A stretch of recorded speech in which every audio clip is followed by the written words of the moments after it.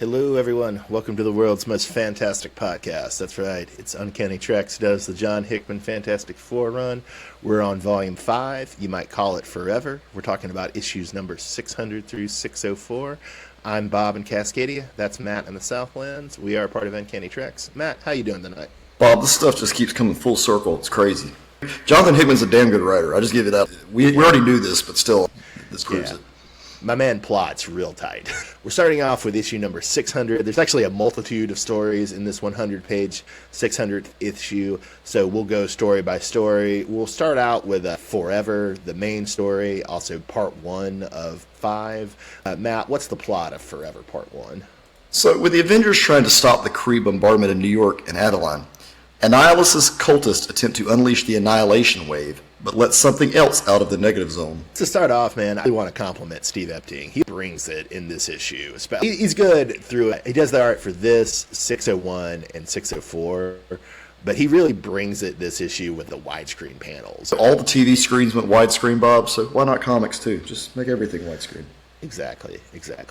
Man. And of course, they're about to die, so Namor never loses an opportunity to declare his love for Sue. So, Namor is psycho about Sue, and I'm catching on to this. I knew they had a thing, Fantastic Four, I think most people do, but the more I'm learning about him, he's psycho for Sue Storm, and it's creepy at this point. But is it strange that the Sue and Namor romance and relationship is one of the things that I'm actually looking forward to in the MCU? I feel that the MCU is too woke to get it right. You don't think they're going to do it? Damn. I was really hoping I just don't think they're going to do it in an interesting way, to be clear. Oh, I hope they do. That would be awesome. That would be one redeeming thing they could do, because you don't get a lot of stuff in any of the other Marvel movies. Namor's relationship with Sue actually is interesting, and usually, at least in the modern comics, Namor is portrayed as horny for everyone. I mean, he is especially horny for Sue Storm, but he's horny for everyone, especially when Kieran Gillen and Matt Fraction are writing him. So, usually modern Namor is portrayed as being pretty respectful of boundaries. He's going to declare his undying love for Sue, but he's not going to do anything worse than that or more than that. Well, Bob, we have some other characters here that are interacting that we're not used to seeing interacting in a Fantastic Four book. Do you like the image of a Future Foundation Spider-Man modifying Iron Man's suit? It felt like a Civil War callback to me. I need the list, Bob, of the smartest people in Marvel ranked, because I need to know how smart Spider-Man actually is compared to these other characters. I don't know. That would be a hard list, because unlike the DC universe, it feels like everybody's got a genius and a genius villain in Marvel. Because I know someone who could just hook up with Iron Man and be like, here you go, here, let me fix some wires in the back here. Okay, now we can put a whole bubble around the entire city. He did have a stint as Iron Spider before this. So he knows everything about all this technology. He's got that spider-level intellect. He's got the intellect of a spider. Did you like Thing, Red Hulk, and She-Hulk all clobbering together?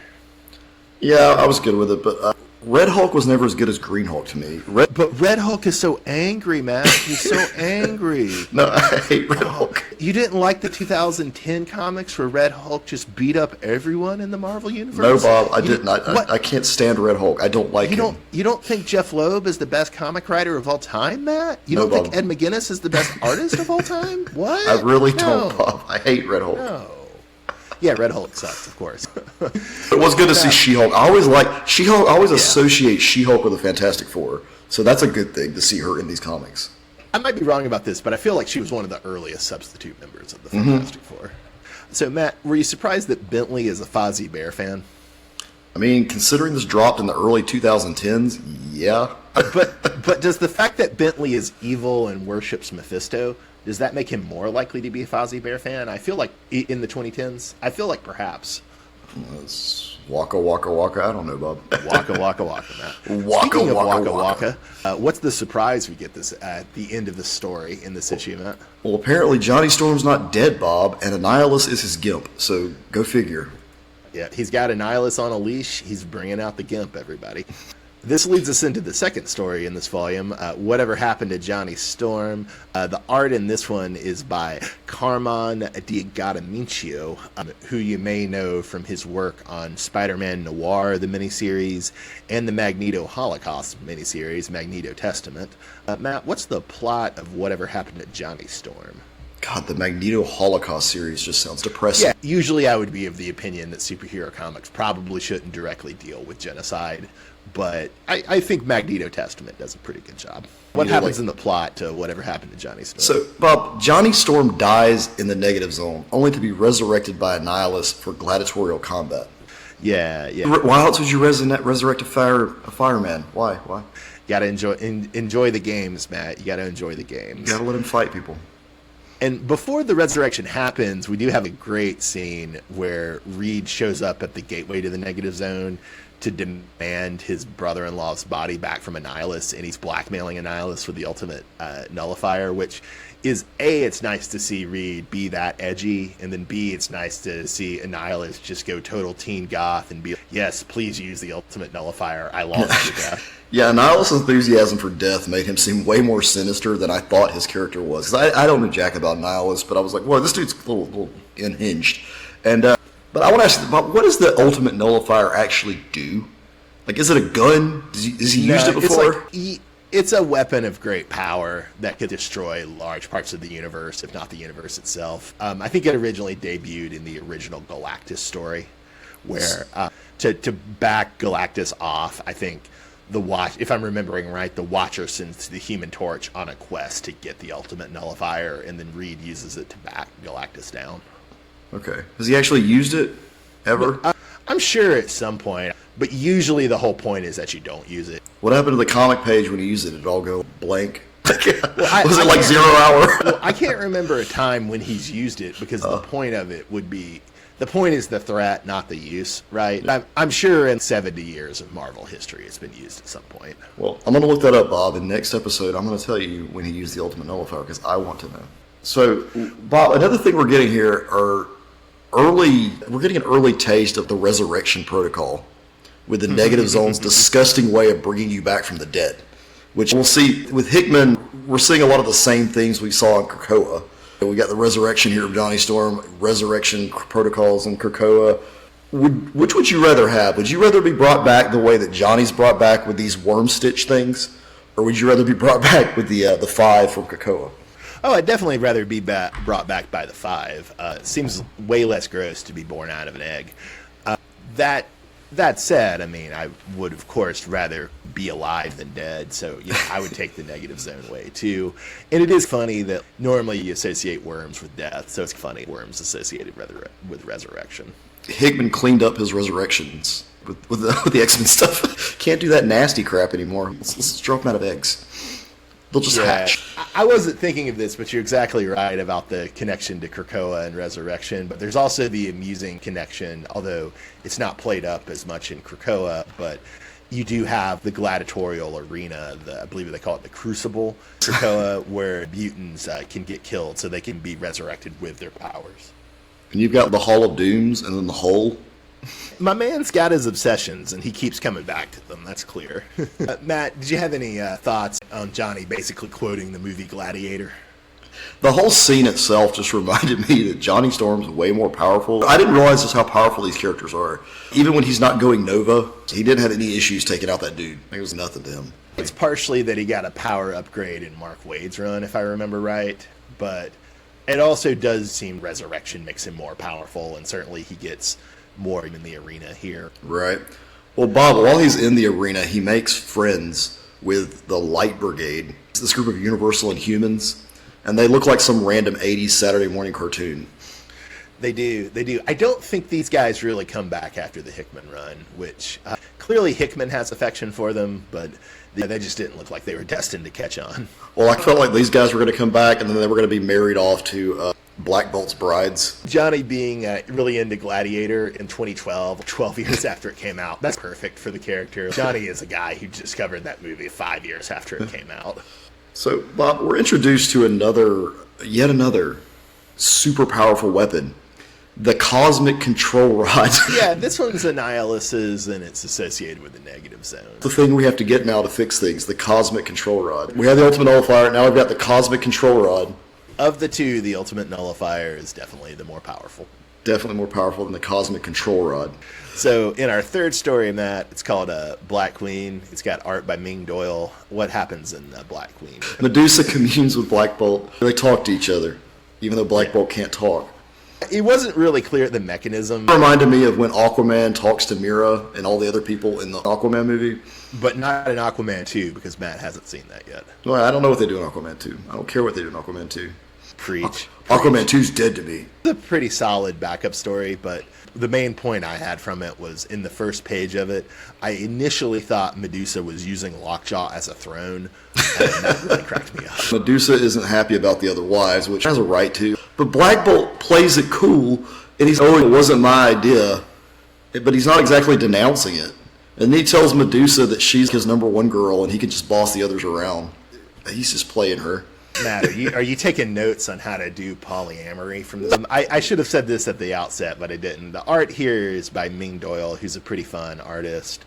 Matt, did you ever see that movie, I think it came on Netflix, The Kitchen, about the mob wives who have to take over their husbands' businesses in 70s New York when the husbands are in prison? No, I've never seen that. Okay, that was a Vertigo miniseries that Ming Doyle did the art for that got turned into a movie that I didn't see and got pretty mediocre reviews. Our next backup story, Matt, is Arc. The art on this one is by Lanil Yu, who you probably know. I'll just flag him here for Superman Birthright. Have you ever read that? Oh, yeah, I've read Birthright. Do you have any memories or opinions on it? I was brought up on the John Barron run, the Man of Steel stuff. It was hard for me to go and read this and okay, now this is the accepted continuity or whatever that we're going to move with going forward. I enjoyed certain aspects of it. I feel like some of the Krypton stuff a little more. And I feel like a lot of the stuff from Rebirth also inspired the movies and like the way they decided to touch on his origins in the films. But it's not the best. I mean, it's okay. I still appreciate the John Byrne run way more than Birthright. Yeah. Well, I didn't read it when it came out, partially because I think they had 3 Superman origin stories in like 18 months in that time period. and I probably wouldn't have read it anyway because it was an origin story, and I know who Superman is. But I didn't read it at the time. But yeah, it did have the reputation for, like you're saying, doing the John Byrne thing again, but bringing in more Silver Age touches, especially about Krypton. Yeah.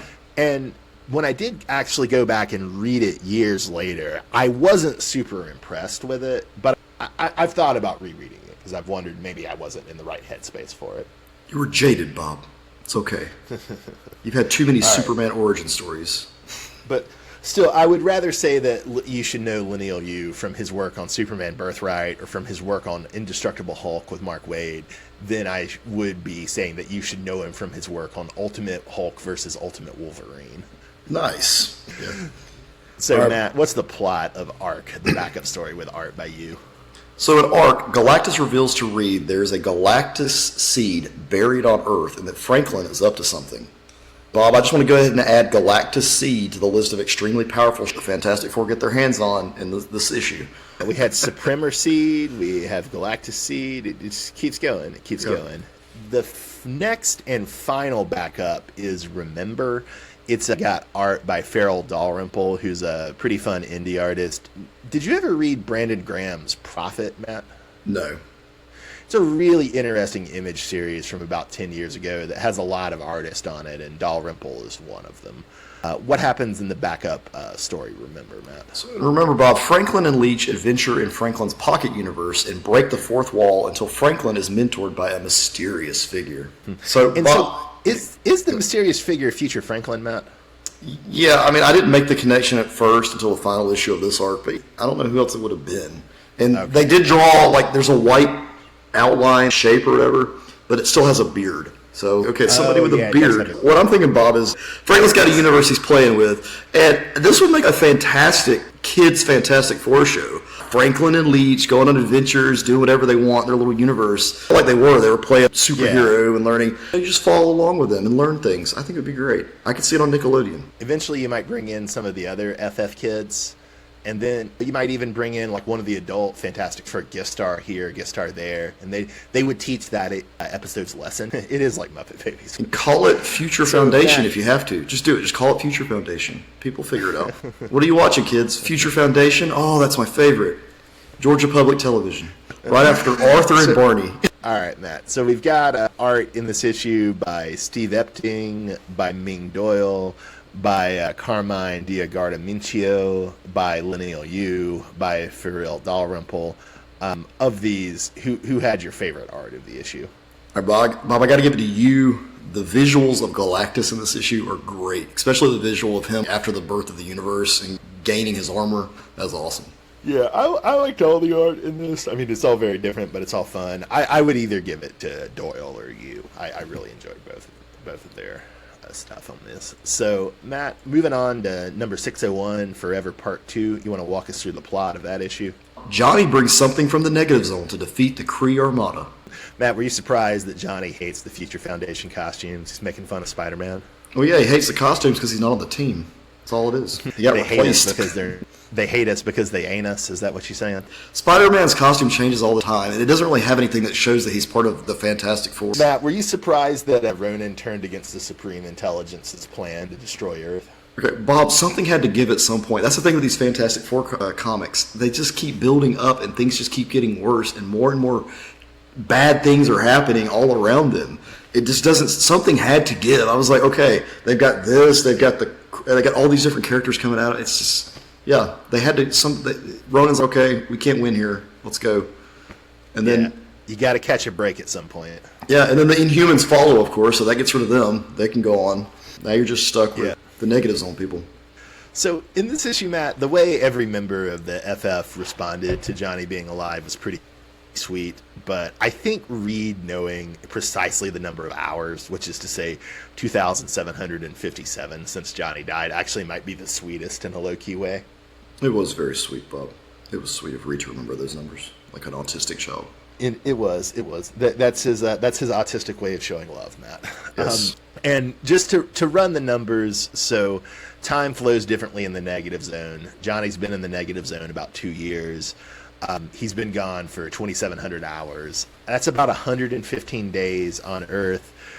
And so if you do the conversions, that means about 6 1/3 days pass in the negative zone for every single day on Earth, if that makes sense. Thank you, Egon. Here to provide a service. So I do have to say that I was thinking about this. Of all the characters in the Marvel Universe, I don't just mean of the Fantastic Four, I mean in the Marvel Universe, Johnny does seem to be about the least likely to ever command a fleet. But yet, here he is with his Gimp Annihilus commanding a fleet. I don't know what happens after all this, Bobby, and I haven't read ahead. But should I be suspicious of Johnny? Like, he's been 2 years in the negative zone. This is a cyborg Superman situation where we're going to find out something has happened to Johnny, and he's not himself, because he really didn't act himself as much as I wanted him to. But then they're all like, well, he was gone for 2 years. He's more mature now. Matt, do you remember that immortal line that DC said in their defense of having Batman not go down on Catwoman? No, what was it, Bob? That's not what heroes do. Matt, what you're telling me is that you're looking at Johnny with his Gimp, his insect Gimp. And you're like, having an insect Gimp, that's not what heroes do. Yes, Bob. I'm looking at that. I'm looking at the scary shit he has on his arm. The fact that he was put together by worms. There's just a lot. Like, I'm just thinking something's not going to be right with Johnny. I will say, Matt, in some sense this statistic is a little misleading, but we have 3 episodes left of our coverage of Hickman's Fantastic Four run. And so that means there's a lot of stuff to do, Matt. There's a lot of stuff to do in 3. So maybe Johnny goes bad. We can't rule it out, certainly.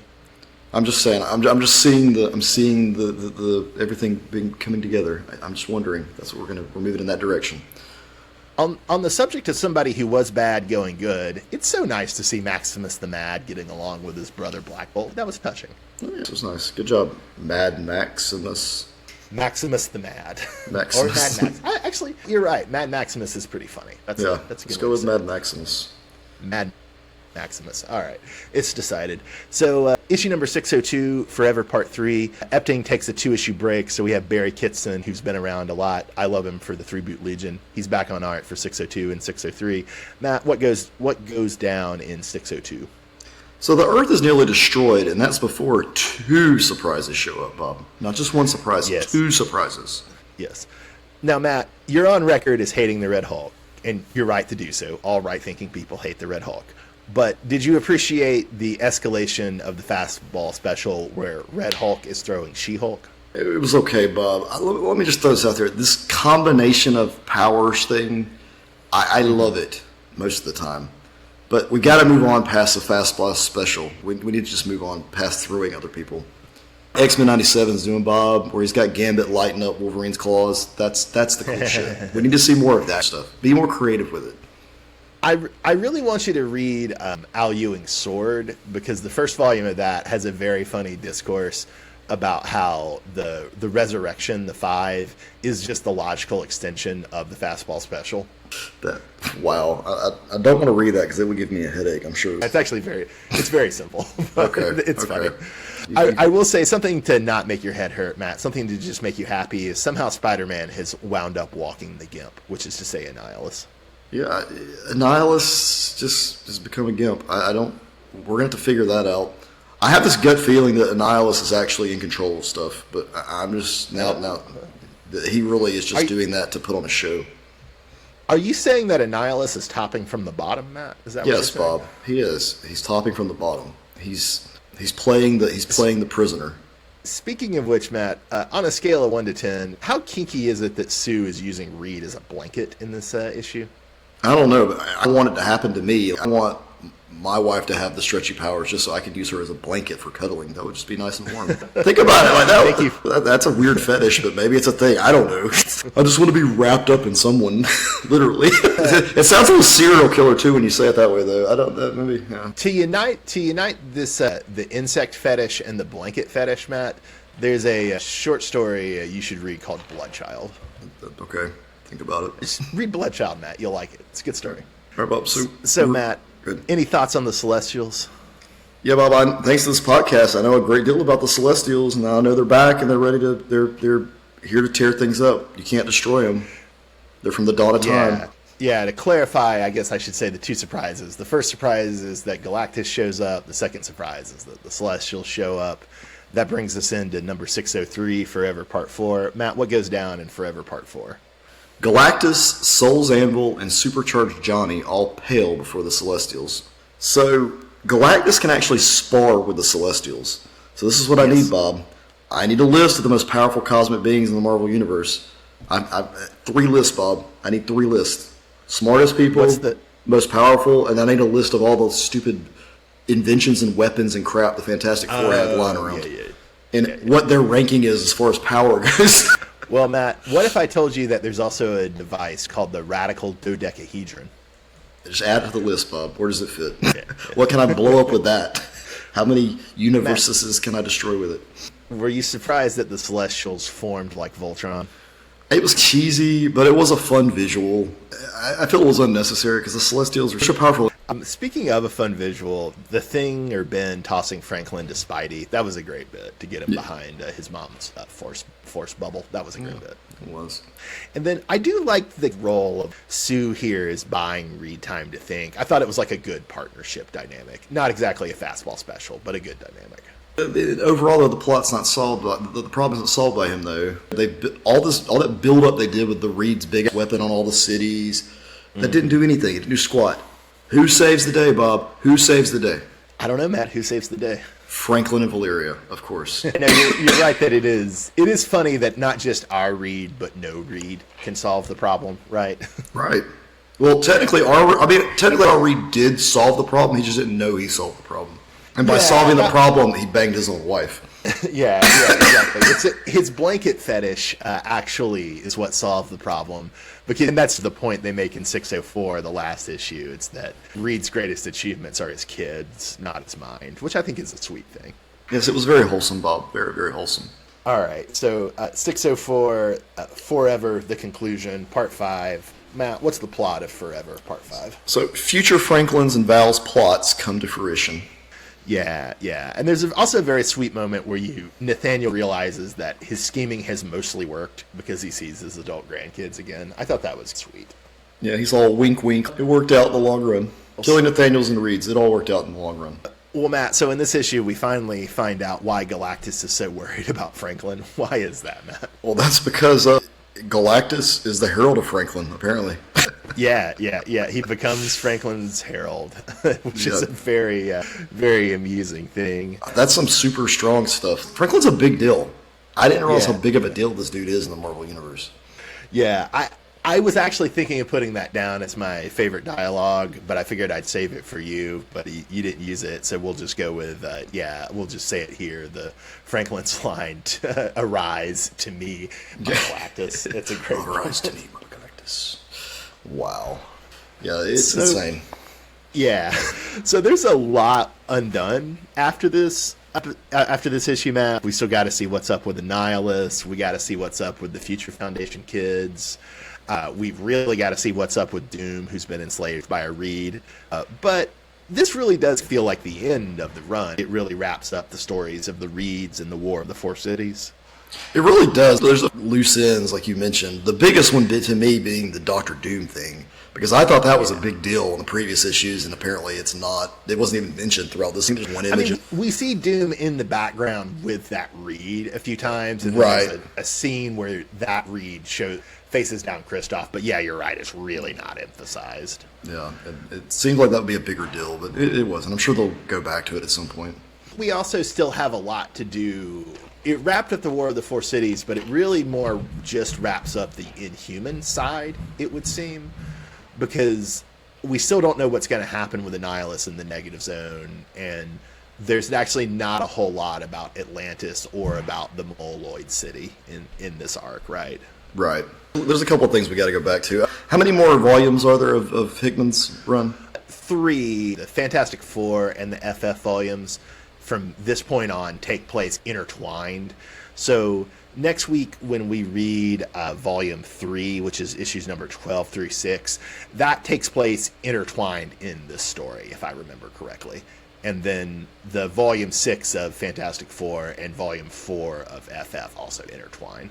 Yeah, that'll be good then. Because I just know something's going on with Johnny. I just know it. And they're going to have to expand on that a little bit. And then Doom's got to play a part. There's a lot left that I think Hickman's going to go with, but he did wrap up the big stuff in this. This could be the end, and they were setting up for a sequel if they got the money. Well, it's interesting because in the copies I'm looking at, there's all these Avengers versus X-Men advertisements in them. So this is the period where Bendis's run on Avengers and Gillen's run on X-Men and Fraction's run on, I believe, Iron Man are all coming to a climax, right? And so then they reboot. They don't really reboot, but they reboot the Marvel Universe after Avengers vs. X-Men into Marvel Now, which is their response to New 52.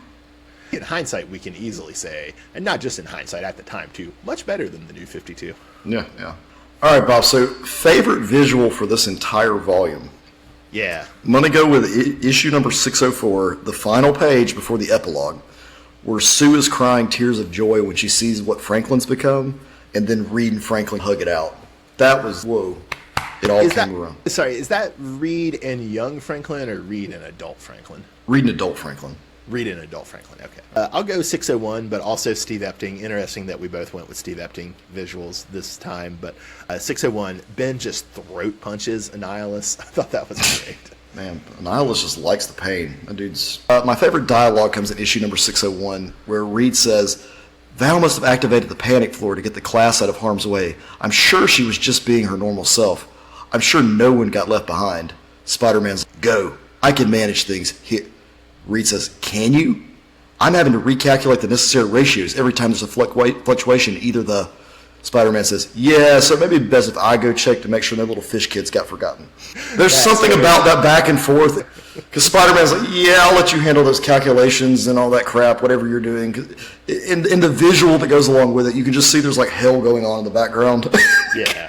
It is funny, Matt, but it's the real reason you picked this just because you don't really think Spider-Man belongs in like the top 5 intelligences in the Marvel Universe. That's another good point, Bob. This is the same issue where he was fixing Iron Man's suit. He needs to go check on the fish kids. I do like Spider-Man being very smart, but I do think that in the crowded spectrum of Marvel Universe intelligence, he probably should be in the top 20, not in the top 10. I like it when he makes web shooters and cool gadgets. And apparently he can sew pretty well too. Like, that's great. That's fine. I'm good with that. I'm good with all that, Bob. But it's like when he starts making his own ultimate nullifiers. You went to 604 for your visual, and I went to 601, and then for dialogue, you went to 601, and I'm going to 604. This is rhetoric that goes back to the opening arc of the Hickman run, But he has this, he runs this syllogism about hope, tomorrow, the future.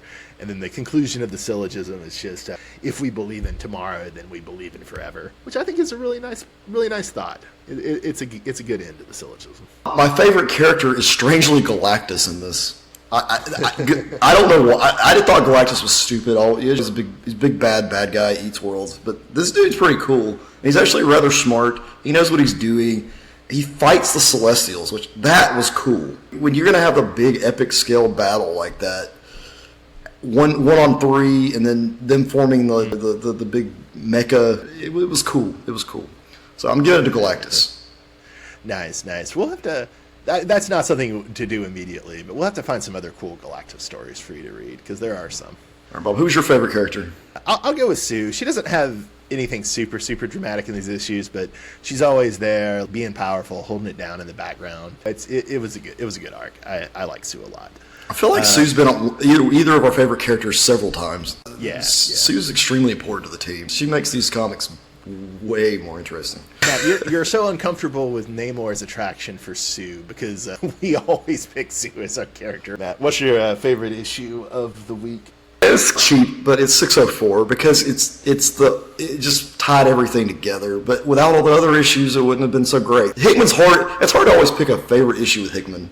But we always end up picking the final issue because it takes what we know and puts it all together and makes it make sense. To Hickman's credit, usually climax issues of big storylines are not traditionally the best in superhero comics. Hickman does a good job of making them really sing. So, you're gonna hate me for this, but my favorite example of that is Hush. Oh God, Hush is the worst story. I just thought it was the best thing ever, but then now that I look back, I'm man, what a horrible story with the worst climax ever. Yeah, I remember when it was coming out, and I was reading your copies, and I hated it, but I was trying to be polite because you were very generously letting me read your copies. Next time, folks, we're coming back for Fantastic Four by Hickman, Volume 5.5, or it's the original trade is FF Volume 3. We're covering FF numbers 12 through 16. I'm Bob in Cascadia. That's Matt in the Southland. Have a great night, everybody. Thanks for listening.